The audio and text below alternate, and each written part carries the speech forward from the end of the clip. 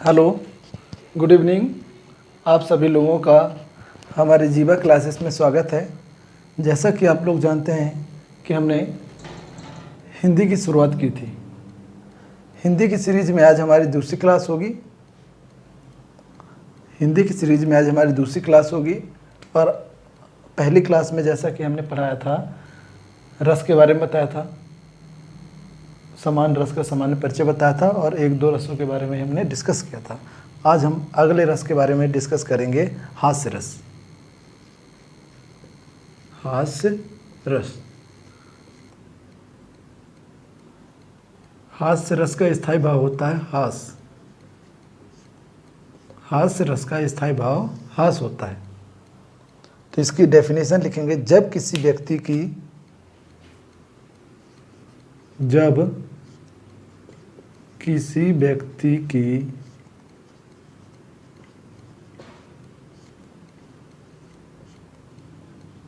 विकृत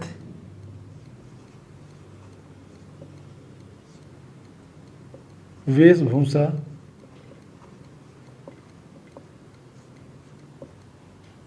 कार्य को देखकर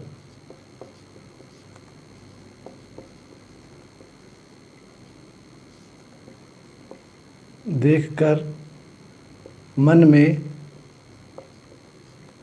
हास की भावना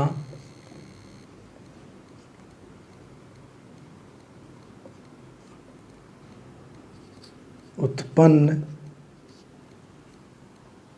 हो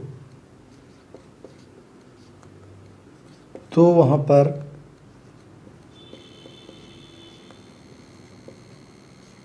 हास्य रस होता है।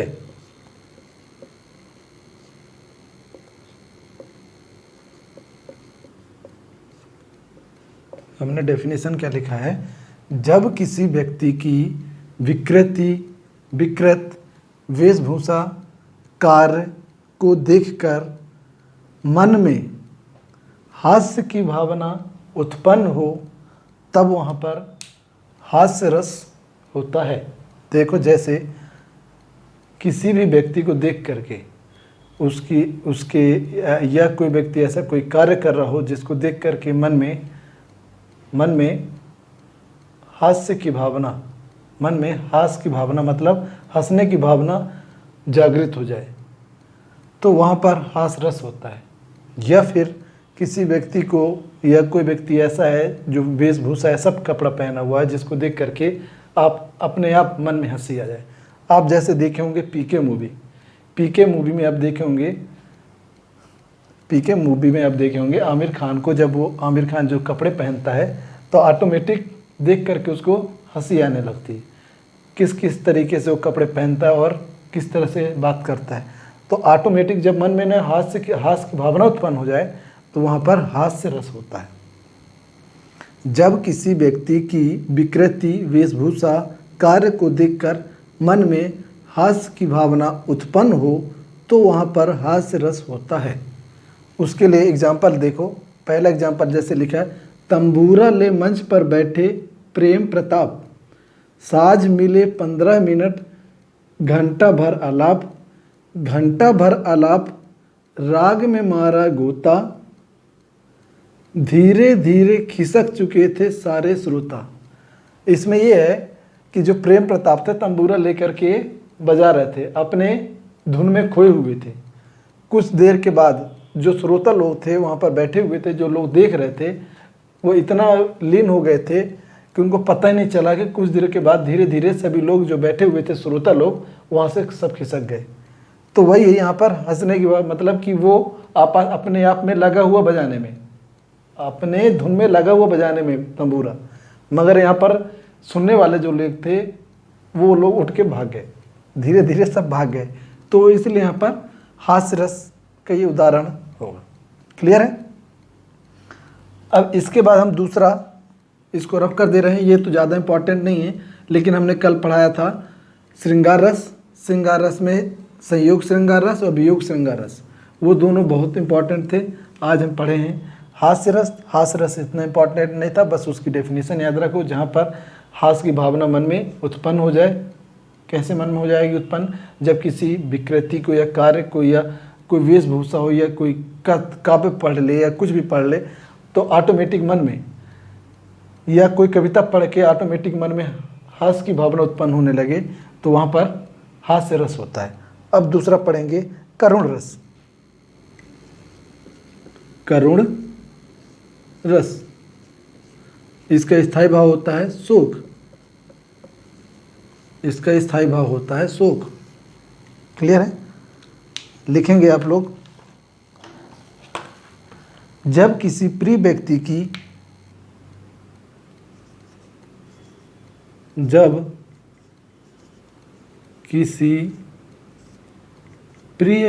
की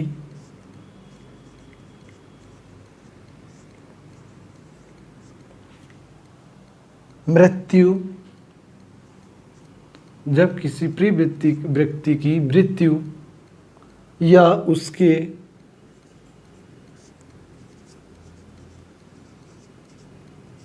उसके साथ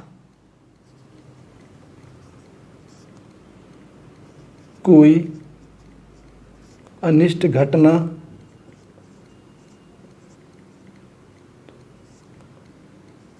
घटित हो जाए,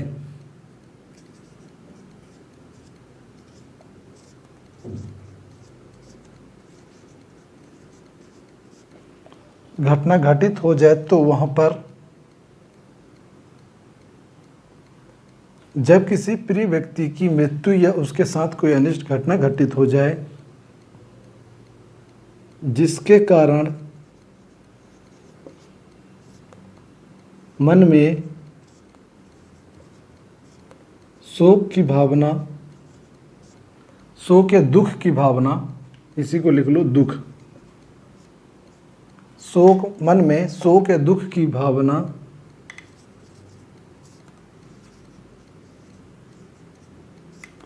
उत्पन्न हो तो वहाँ पर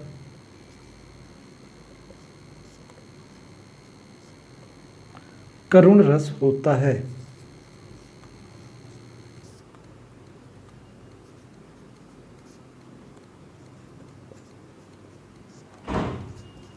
हमने क्या बताया? जब किसी प्रिय व्यक्ति की मृत्यु या उसके साथ कोई अनिष्ट घटना घटित हो जाए जिसके कारण मन में, जिसके कारण, हमने यहाँ पर कारण नहीं लिखा, जिसके कारण मन में शोक की भावना उत्पन्न हो तो वहाँ पर करुण रस होता है। जैसे अगर, ऐसा होना नहीं चाहिए, अगर मान लो किसी व्यक्ति की या मेरे किसी फ्रेंड की या मेरे किसी प्रिय की कोई मृत्यु हो जाए तो उसकी मृत्यु होने के बाद मन में ऑटोमेटिक, जैसे ये सूचना मिलती है कि उस व्यक्ति की मृत्यु हो गई है तो मन में ऑटोमेटिक उसके प्रति शोक की भावना अपने मन में जागृत हो जाती है। तो वहाँ पर क्या होता है? करुण रस होता है। तब वहाँ पर क्या होता है? करुण रस, मतलब शोक की भावना, मन में ऑटोमेटिक शोक की भावना उत्पन्न हो जाए। तो यहाँ पर देखो, शोक विकल सब रोबहि रानी, रूपशील बल तेज बखानी। शोक विकल सब रोबहि रानी, रूपशील बल तेज बखानी। यहाँ पर जैसे मान लो किसी व्यक्ति की मृत्यु हो गई, यहाँ पर ऐसे बताया रहा है किसी व्यक्ति की, कोई व्यक्ति है जिसकी मृत्यु हो गई तो उनकी रानियाँ हैं जो उन रो रही हैं, उनके घटनाओं को याद कर करके रो रही हैं और उनके चरित्र के बारे में तेज तेज बोल बोल करके बता रही हैं, उनका बखान कर रही हैं कि ये व्यक्ति ऐसा था, चला गया, ये दुनिया में बहुत अच्छा था, ये है वो ना, कहते हैं। आज आप लोग देखे होंगे कि जब कोई व्यक्ति जिंदा रहता तो उसके गुणगान कोई नहीं गाता, लेकिन जैसे ही वो व्यक्ति चला गया तो उससे नफरत करने वाले लोग भी उसके गुणगान गाने लगते हैं और शोक प्रकट करते हैं, दुख प्रकट करते हैं कि बहुत अच्छा व्यक्ति था, बहुत अच्छा लड़का था, कैसे अनिष्ट घटना घटित हो गई। इस तरह से सब बोलते हैं ना। तो वही है यहाँ पर बताया है, जब किसी प्रिय व्यक्ति की मृत्यु हो जाए, जब किसी प्रिय व्यक्ति की, मेरे प्रिय व्यक्ति हों, आपके हों या किसी और के प्रिय व्यक्ति हों, जब मान लो मेरे किसी प्रिय व्यक्ति की घटना घटित हो गई, मुझे जैसे जानकारी मिली, तो मैं शोक प्रकट करूँगा, अफसोस हुआ कि मेरा मेरा इतना प्रिय मित्र था। बोलना तो नहीं चाहिए, लेकिन एक बात एग्जाम्पल दे करके बोल रहा हूँ कि मेरा इतना प्रिय मित्र था, मेरा करीबी था, कोई भी हो, प्रिय मित्र बस नहीं हो सकता, मित्र कोई भी हो सकता है। तो इतना मेरा प्रिय था, चला गया, उसके बगैर मैं कैसे रहूँगा, उसकी यादें हैं। तो बस वही है कि उसका शोक प्रकट कर रहे हैं। तो वहाँ पर क्या होता है, तब करुण रस होता है। शोक हमने क्या बोला, मन में शोक की भावना। शोक मतलब ये क्या है, स्थायी भाव। मन में स्थायी भाव, मन में शोक नामक स्थायी भाव की भावना उत्पन्न हो, ऐसा भी लिख सकते हो, जिसके कारण मन में शोक नामक स्थायी भाव की भावना उत्पन्न हो, तो वहाँ पर करुण रस होता है। आप इतना ही लिखोगे तो यहाँ पर भी आप क्लियर हो जाएगा, और चाहोगे इसको और बढ़ाना तो और भी बढ़ा सकते हो, कोई दिक्कत नहीं। क्लियर है? तो इसका उदाहरण क्या होगा करुण रस का, शोक विकल सब रोबहु रानी, रूपशील बल तेज बखाने। अब क्या है कि मैं इसको पहले से इसलिए लिख लिया हूँ क्योंकि अगर मैं यहाँ ये लिखूँगा इसके बाद ये लिखूँगा तो हमारा जो वीडियो की क्लास होगी, जो क्लास की टाइमिंग होगी, कुछ ज़्यादा बढ़ जाएगी और मैं ये सब पढ़ा नहीं पाऊँगा। इसलिए ये सब पहले से लिख दिया हूँ ताकि मैं डेफिनेशन लिखूँ और इसके बाद ये श्लोक जो लिखा हुआ है इसके बारे में आपको बता दूँ कि इसका उदाहरण ये है, इसका एग्जाम्पल ये है। क्लियर है? बस ऐसे एग्जाम्पल आएंगे, इस एग्जाम्पल का थोड़ा अर्थ समझना होगा और समझ जाएंगे किस रस का एग्जाम्पल है। एग्जाम्पल यही पूछता है कि इस रस का, करुण रस का स्थायी भाव क्या होगा। तो आपको याद रखना होगा करुण रस का स्थायी भाव सुख। इसके पहले हमने हास्य रस पढ़ा था, हास्य रस का स्थायी भाव होता है हास्य। उसके पहले हमने पढ़ा था श्रृंगार रस, श्रृंगार रस का स्थायी भाव होता है रति या प्रेम। तो बस ऐसे ही पूछता है कि इस रस का स्थायी भाव क्या होता है, या फिर एग्जाम्पल जो चौपाई या दोहे दे देता है, बोल देता है इसमें कौन सा रस है, इसमें कौन सा रस है। तो आपको बताना होगा कि जैसे मैंने बताया, तंबूरा ले मंच पर बैठे प्रेम प्रताप, साज मिले 15 मिनट। अब तंबूरा लेकर के तो बजा रहे हैं, बाद में पता चला है 15 मिनट 20 मिनट के बाद जितने जो श्रोता लोग थे वो सब वहाँ से उठ के भाग गए। तो मन में हंसने की भावना नहीं उत्पन्न रही, हास्य की भावना मन में उत्पन्न नहीं हो रही है। इसलिए यहाँ पर ये एग्जाम्पल में हो जाएगा हास्य रस होगा। यहाँ पर ये तेज बखान कर रहा है उसके, ये यहाँ पर तो ऑलरेडी लिखा हुआ शोक रस सामने लिखा हुआ है। अगर जहाँ पर स्थायी भाव अगर दिख जाए तो समझ जाना ये वहाँ पर वही रस होगा। यहाँ पर शोक नामक स्थायी भाव दिख रहा है कि रानियाँ जो रो रही हैं, वो तेज रो रही हैं जो रानी, और उसके रूपशील के बारे में बता रही हैं, रो रो करके उनका बखान कर रहे हैं कि ये व्यक्ति ऐसा था, बहुत था, ये वो जैसा भी। ठीक है? तो यहाँ पर शोक प्रकट कर रहे हैं, तो यहाँ दिख रहा है कि शोक रस का है। और यहाँ पर देखो, श्री कृष्ण के सुनकर वचन अर्जुन क्रोध से जलने लगे, सब सील अपना भूल कर करतल युगल मलने लगे। यहाँ पर तो दिख ही रहा है, यहाँ पर दिख ही रहा है इस एग्जाम्पल में समझ में ही आ रहा है कि ये किस रस का एग्जाम्पल है। क्लियर है ना? जैसे इसमें बता दिया शोक रस, इसमें बता दिया हास रस, अब इसका आगे बता रहा हूँ, इसको रफ कर दे रहा हूँ। नेक्स्ट,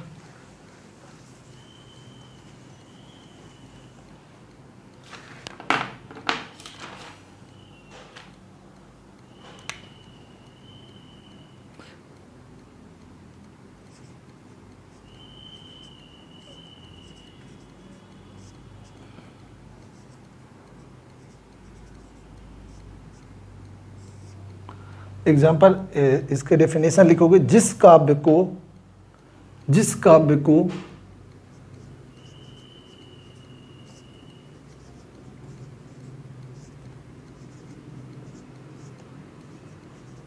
पढ़ने, सुनने या फिर किसी दृश्य को देखकर, या फिर किसी दृश्य को देखकर, दृश्य हो या नाटक हो, दृश्य को देखकर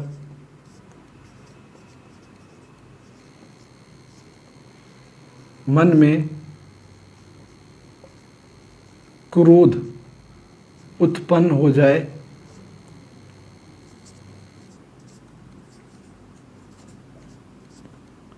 वहाँ पर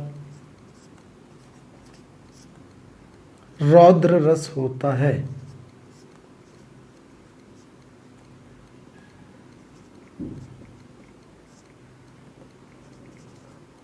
मैंने क्या बताया था अभी, लिखा क्या है, जिस काव्य को पढ़ने, सुनने या फिर किसी दृश्य को देखकर मन में क्रोध, ये दिख गया ना, मन में क्रोध आ जाए, मन में क्रोध उत्पन्न हो जाए, वहाँ पर रौद्र रस होता है। रौद्र रस का स्थायी भाव क्रोध है। अब इसमें देखो, ये जो तीसरा एग्जाम्पल में लिखा हूँ, श्री कृष्ण के सुनकर वचन अर्जुन क्रोध से जलने लगे। यहाँ पर दिख गया ना क्रोध, तो अब समझ जाओ कि स्थायी भाव जब यहाँ दिख गया है तो ये क्रोध रस का स्थायी भाव है, सॉरी वीर रस का स्थायी भाव है, सॉरी रौद्र रस का स्थायी भाव क्रोध है, तो यहाँ पर ये रौद्र रस हो जाएगा। तो श्री कृष्ण के सुनकर वचन, जब ये युद्ध करने गए थे अर्जुन, जब महाभारत का युद्ध हो रहा था, तो अर्जुन का, श्री कृष्ण जो है श्री कृष्ण के वचन, श्री कृष्ण ने कुछ बोल दिया, उनके वचन सुन करके अर्जुन इतना क्रोध से उत्तेजित हो गए कि अपने जो मर्यादा होती है ना, श्री अर्जुन जो मर्यादा थी उस मर्यादा को भूल करके हाथ मलने लगे। हाथ मलने लगते हैं ना कि ऐसा कर दूंगा, ऐसा कर दूंगा, तो वही था इसमें। श्री कृष्ण के सुनकर वचन अर्जुन क्रोध से जलने लगे, सब सील अपना भूल कर करतल युगल मलने लगे। सब सील मतलब अपनी जो मर्यादा थी, जो लज्जा थी, जो सीमा थी, उसको भूल करके हाथ मलने लगे। ये होता ना कि बड़े व्यक्ति होते हैं, बहुत सम्मानित व्यक्ति होते हैं, हर जगह गुस्सा नहीं दिखाते हैं और ऐसा रिएक्शन नहीं करते हैं, मगर वो अपनी सीमा भूल करके हाथ मलने लगे, ऐसे ऐसे करने लगे। सोचते हैं ना, जब गुस्सा आती तो ऑटोमेटिक नहीं आता है हाथ में, मन में नहीं आता कि ऐसा कर दो, तो हाथ को ऐसे ही करने लगते हैं, हाथ मलने लगते, कुछ भी करने लगते। तो वही यहाँ पर अर्जुन कर रहे थे। जब उनको क्रोध आया तो यहाँ पर क्रोध आया, तो यहाँ पर कौन सा रस होगा? रौद्र रस। क्लियर है? अब नेक्स्ट इसको लिख लीजिएगा, बहुत सिंपल सी डेफिनेशन लिखवाया हूँ और लिखवा के बोल रहा हूँ, बोल भी रहा हूँ और लिख भी रहा हूँ। आगे नेक्स्ट देखो, वीर रस। वीर रस जिसका स्थायी भाव होगा उत्साह। वीर रस का स्थायी भाव उत्साह। अब देखो इसकी डेफिनेशन देखो, ऑटोमेटिक इसमें से पता चल जाएगा इस वीर रस का स्थायी भाव जो है उत्साह है, तो इसमें वीर रस का एग्जाम्पल कौन सा होगा, ऑटोमेटिक समझ में आ जाएगा। लिखो, जब किसी दृश्य या घटना को देखकर, जब किसी दृश्य या घटना को देखकर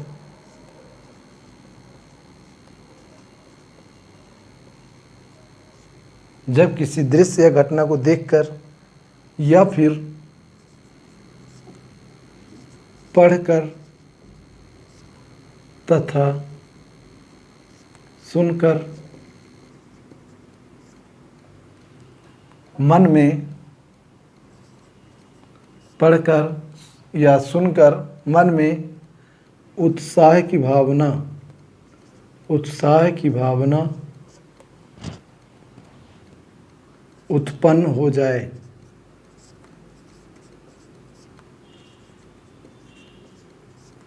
तो वहाँ पर वीर रस होता है।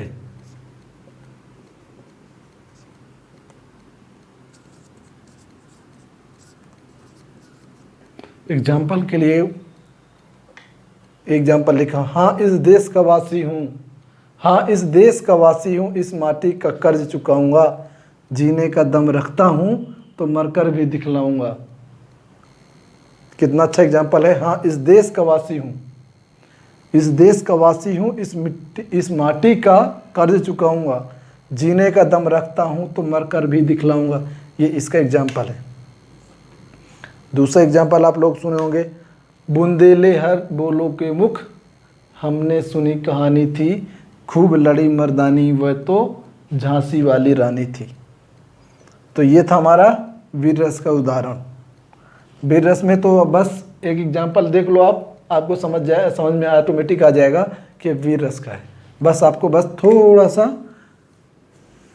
हिंट करने की ज़रूरत है। आप लोग सब लोग पढ़े लिखे हैं, पहले से भी पढ़ चुके हैं, बस जानते सब कुछ हैं। बस एक बार उसमें आपको थोड़ा डायरेक्शन देने की ज़रूरत है या हिंट करने की ज़रूरत है, आप लोग बहुत जल्दी समझेंगे। नेक्स्ट देखो, भयानक रस।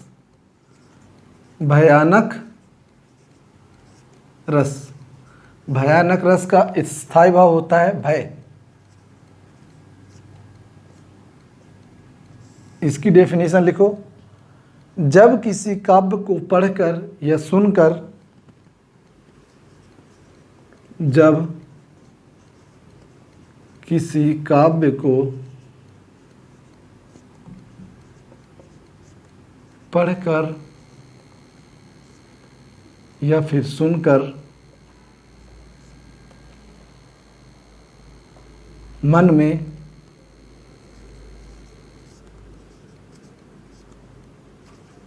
भय उत्पन्न हो जाए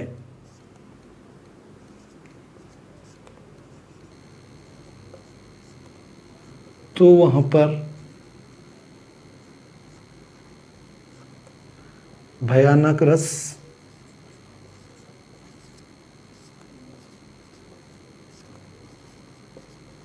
होता है। क्या बोला हमने? जब किसी काव्य को पढ़कर सुनकर मन में भय उत्पन्न हो जाए तो वहाँ पर भयानक रस होता है। जैसे यहाँ पर लिखा हुआ है,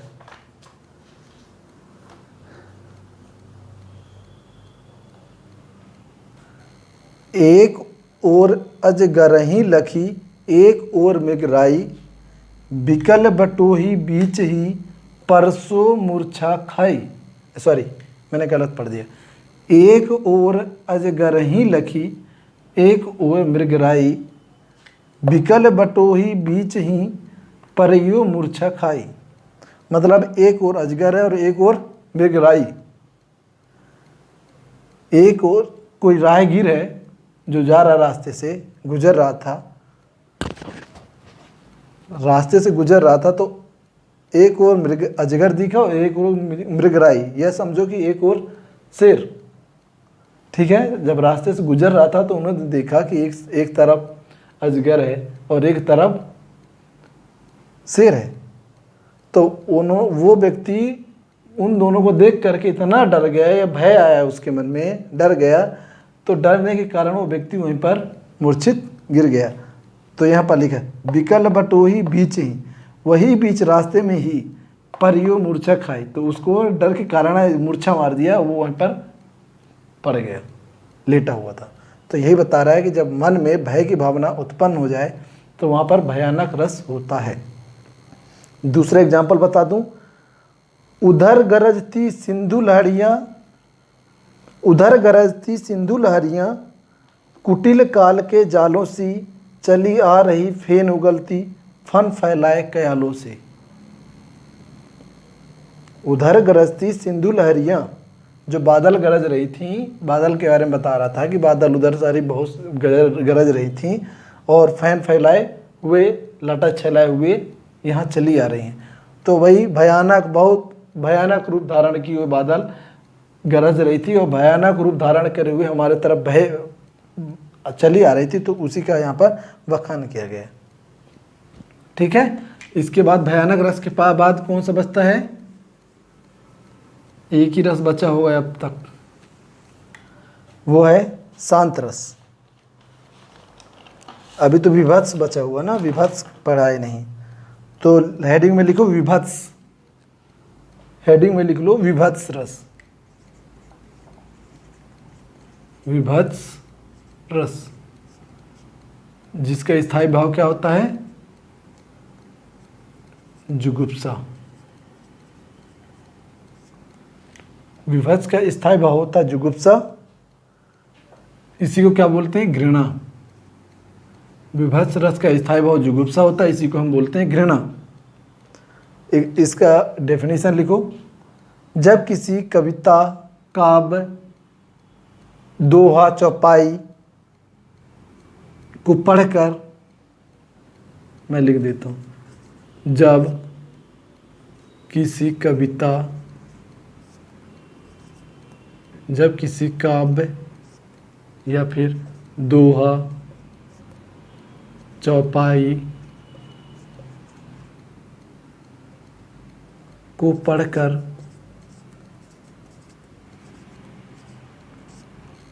जब किसी काव्य, दोहा, चौपाई को पढ़कर या दृश्य को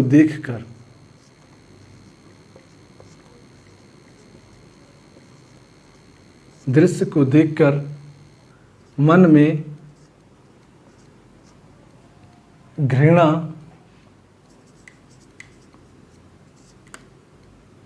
उत्पन्न हो जाए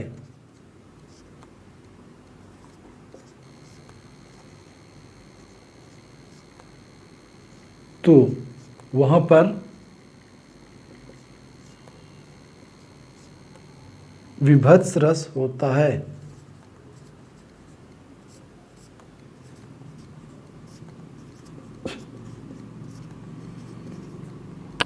जब किसी काव्य, दोहा, चौपाई या फिर किसी दृश्य को देखकर मन में घृणा उत्पन्न हो जाए तब वहाँ पर विभत्स रस होता है। विभत्स रस का स्थायी भाव जुगुप्सा या फिर घृणा। ठीक है, तो इसका एग्जाम्पल देखो। सिर पर बैठे काग, आंख दो खात निकारत। सर पर बैठा हुआ है काग, काग मतलब कौवा, आंख निकाल के खा रहा है। खींचत जीभ ही सियार, सियार एक सियार जानवर होता है, सियार जीभ खींच रहा था। अति आनंद उर्धारत, बड़े आनंद के साथ खींच करके उसको खा रहा था। गीध जांग ही को खोदी खोदी के मांस उबारत। गीध पक्षी है, गीध पक्षी है जो जानवर मर गया था उसकी बात बता रहा है। उसके जांग में बैठ करके खोद खोद के, जांग को खोद के उसके मांस निकाल के खा रहा था। स्वान अंगुरिन काटी काटी के खात बिदारत। जो स्वान था मतलब कुत्ता या डॉग, उसके अंगुरिन, अंगुरिन मतलब उंगलियां को काट काट के खा रहा था। तो मतलब कितना ना बुरा बुरा, उसकी आंख में, सर पे बैठ के उसे कान आंख निकाल कर खा रहा था। सोचने में घृणा नहीं आ रही। तो वही चीज़ है, जब किसी दृश्य को देखकर या किसी कविता या काव्य को पढ़कर या फिर ऐसी कोई बातें सुनकर मन में जब घृणा की भावना उत्पन्न हो जाए तो वहाँ पर विभत्स रस होता है। क्लियर है? इसके बाद नेक्स्ट,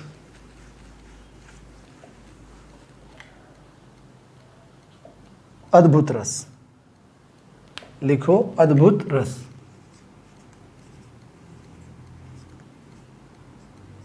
अद्भुत रस।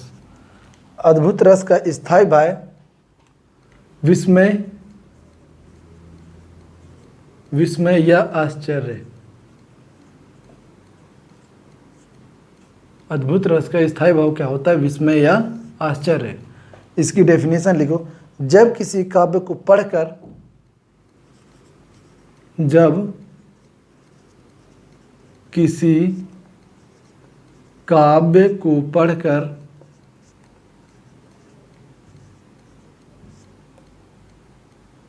या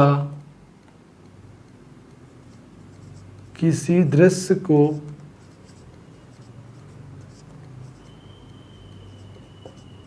देखकर या फिर सुनकर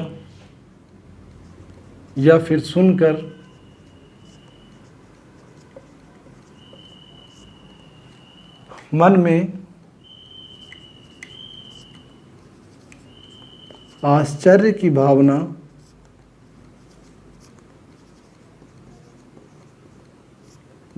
उत्पन्न हो जाए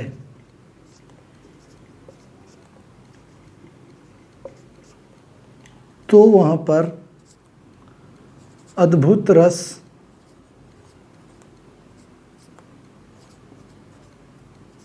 होता है। हमने क्या बोला, जब किसी दृश्य को देखकर या काव्य को पढ़कर तथा किसी भी नाटक कविता को सुन करके मन में आश्चर्य की भावना उत्पन्न हो जाए तो अद्भुत रस होता है। अद्भुत रस का एग्जाम्पल लिख लो, इसको रफ कर दे रहा हूँ, मैं लिख दूंगा।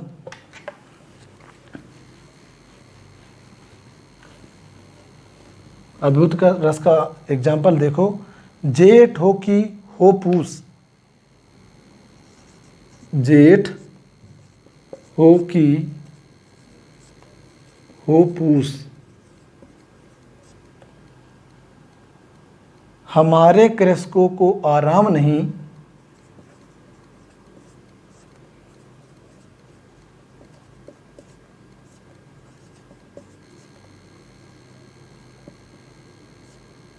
आराम नहीं, जेठ हो कि पूस, हमारे कृषकों को आराम नहीं, छूटे कभी संग बैलों का, छूटे कभी संग बैलों का,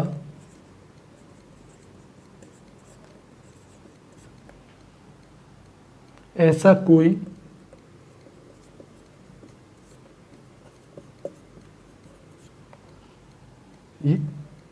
कोई याम नहीं,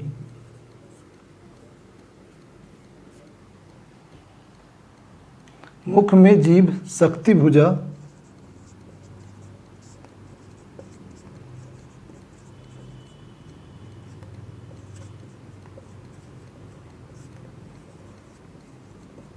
मुख में जीभ शक्ति भुजा,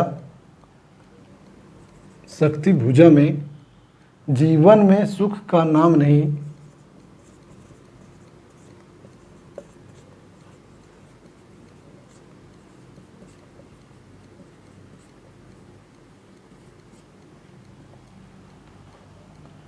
बसन कहाँ सुखी,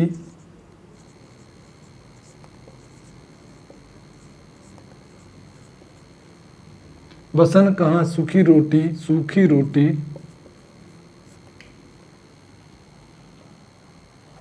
बसन कहाँ सूखी रोटी भी मिलती दोनों शाम नहीं।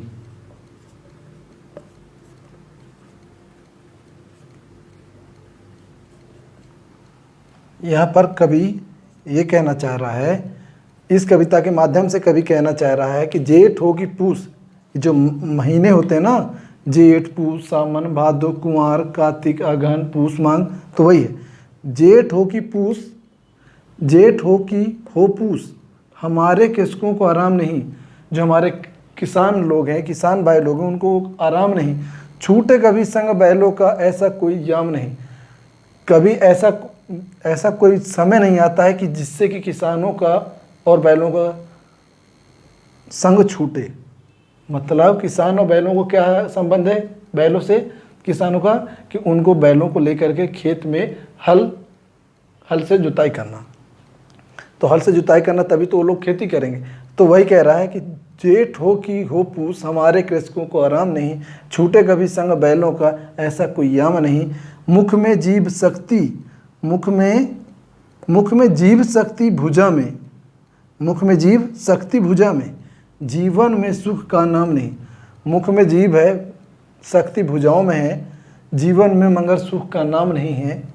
और बसन कहाँ सूखी रोटी भी मिलती दोनों शाम नहीं, मतलब कपड़े भी नहीं मिलते, सूखी रोटी भी दोनों शाम नहीं मिलती। मतलब बैल के बारे में उल्लेख कर रहा है, वो कभी हमारा बताने की ये कोशिश कर रहा है कि जेठ हो कि पूस हो, जेठ हो कि पूस हो, हमारे कृषकों को या हमारे किसानों को कोई आराम नहीं है, कभी हमारा ऐसा समय नहीं आता कि किसानों का और बैलों का संग छूटे। और क्या किसानों और बैल इतना मेहनत करने के बावजूद भी किसानों और बैलों के पास दोनों टाइम, बैलों के बारे में स्पेशली बता रहा है कि बैलों के पास ना तो बैलों को कपड़ा है और ना ही दोनों टाइम सूखी रोटी मिलती है। मतलब इतनी दयनीय स्थिति में बता रहा है। मतलब तो सोच करके नहीं आश्चर्य होता है कि बताओ, वो व्यक्ति इतना मेहनत कर रहा है, उसको खाने के लिए एक टाइम सुख का खाना नहीं मिल पाता है। आप लोग जैसे सोचो कि आप लोग खूब मेहनत करो, खूब मेहनत करो, और घर में आओ और आपकी पत्नी खाना ना दे और बोले कि खाना बनाओ, तो आप लोग कैसा लगेगा? तो आश्चर्य की बात नहीं है। तो वही चीज़ है यहाँ पर। चलो ठीक है।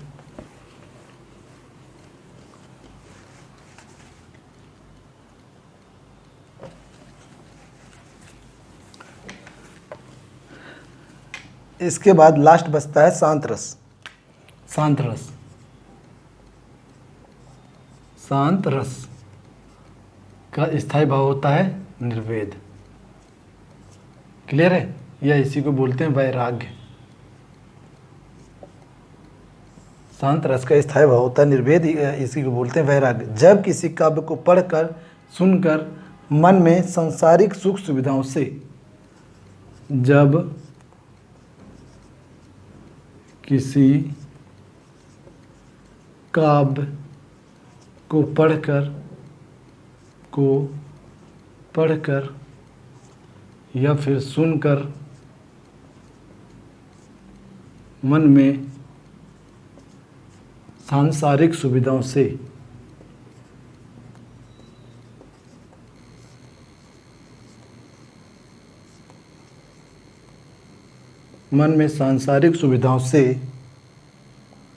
या सांसारिक सुविधाओं के प्रति त्याग का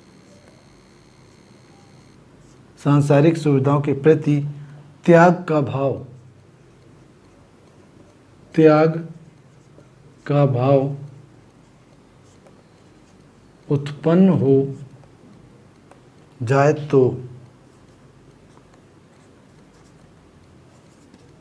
उत्पन्न हो जाए तो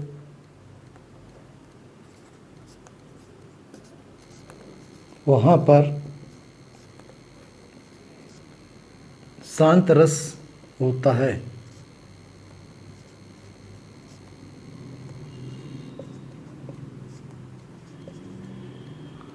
जब किसी काव्य को पढ़कर सुनकर मन में सांसारिक सुख सुविधाओं के प्रति त्याग का भाव उत्पन्न हो जाए, सांसारिक सुविधाओं के प्रति त्याग का भाव उत्पन्न हो तथा ईश्वर के प्रति लगाव की भावना उत्पन्न हो जाए, तो वहाँ पर शांत रस होता है। एग्जाम्पल देखो, मन रे तन कागज का पुतला। इसका एग्जाम्पल देख लो। मन रे तन कागज का पुतला।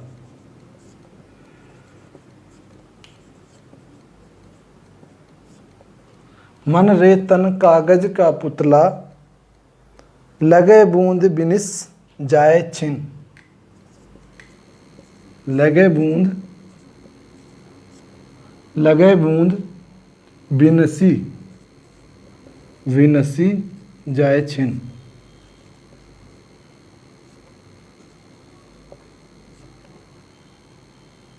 विनसी जाए छिन में गर्व करे क्या इतना। गर्व करे क्या इतना। कवि कहता है मन जो है कागज के पुतले के समान है। कवि यहाँ पर कहता है कि जो मन जो है कागज के पुतले के समान है, कि जैसे कागज में ना पानी पड़ जाए तो कागज का जो पुतला होता है ना सब समाप्त हो जाता है, खराब हो जाता है। ठीक है ना? तो वही चीज़ बोल रहा है। मन रे तन कागज का पुतला, लगे बूंद बिनिस जाए छिन में। मतलब कागज के पुतले में अगर पानी की बूंद भी चली जाए ना तो छिन भर में वो पुतला जो है ना बर्बाद हो जाता है या खराब हो जाता है। तो वैसे ही शरीर के बारे में बोलता है, मन रे तन कागज का पुतला, लगे बूंद बिनसी जाए छिन में गर्व करे क्या इतना। मतलब व्यक्ति अपने आप में इतना क्यों घमंड करता है? मन तो कागज के पुतले के समान है। किसी व्यक्ति को इतना घमंड नहीं करना चाहिए। मन तो कागज के पुतले के समान है कि जो क्या होता है कि पानी की बूंद पड़ने पर क्षण भर में खराब हो जाता है, और इतना गर्व करके क्या करोगे। गर्व करे क्या इतना, इतना गर्व किस चीज़ का, इतना गर्व किस चीज़ का है तुमको कि इतना गर्व करते हो या इतना घमंड करते हो। गर्व करे क्या इतना, मतलब इतना घमंड किस चीज़ का है। मन जो है कागज के पुतले के समान है, घमंड नहीं करना चाहिए। जब कागज के पुतले में जब पानी पड़ जाता है तो वो क्षण भर में बर्बाद हो जाता है। वैसे ही मन की तुलना कागज के टुकड़े से की है, कागज के पुतले से की है, कि जब मन में जब कागज के टुकड़े में पानी पड़ता है तो बर्बाद हो जाता है, या पुतले में पड़ता है तो बर्बाद हो जाता है पुतला, वैसे ही मन में अगर पानी पड़ जाएगा तो भी बर्बाद हो जाएगा। तो फिर इतना घमंड किस बात का। तो वही चीज़ यहाँ पर कभी बताने की कोशिश कर रहा था। ठीक है,